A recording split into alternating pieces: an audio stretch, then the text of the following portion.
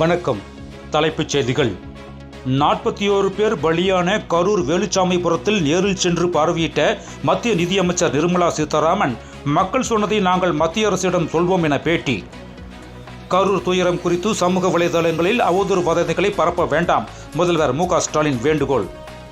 பாரா உலக வில்வித்தை சாம்பியன்ஷிப் போட்டியில் தங்கம் வென்றார் இந்தியாவின் சீதல் தேவி. கரூர் சம்பவம் குறித்து வதந்தி சமூக வலைதளங்களில் பதிவிட்ட 25 பேர் மீது போலீசார் வழக்கு பதிவு.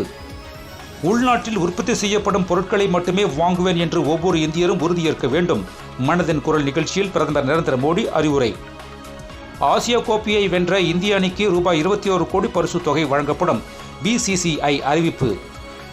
கரூர் கூட்ட நெரிசலில் உயிரிழப்புகள் குறித்து CBI விசாரணைக்கு தமிழக அரசு ஆணையிட வேண்டும், பாமக தலைவர் அன்புமணி ராமதாஸ் வலியுறுத்தல். கரூர் உயிரிழப்பு சம்பவம் குறித்து CBI விசாரணையை கோரிய மனுவை அவசர வழக்காக விசாரிக்க உயர்நீதிமன்றம் மதுரை அமர்வு மறுப்பு.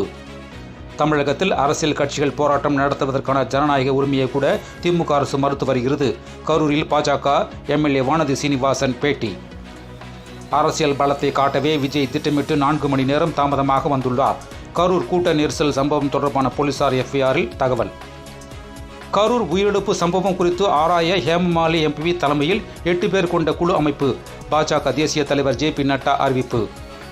நாமக்கல் விஜய் பிரச்சார கூட்டத்தில் விதிமுறைகள் மீறியதாக புஸ்லி ஆனந்த் மீது வழக்கு பதிவு. மேலும் விரிவான செய்திகளுக்கு அரசியல் ராஜ்யம் மின் இதழை படியுங்கள். நன்றி, வணக்கம்.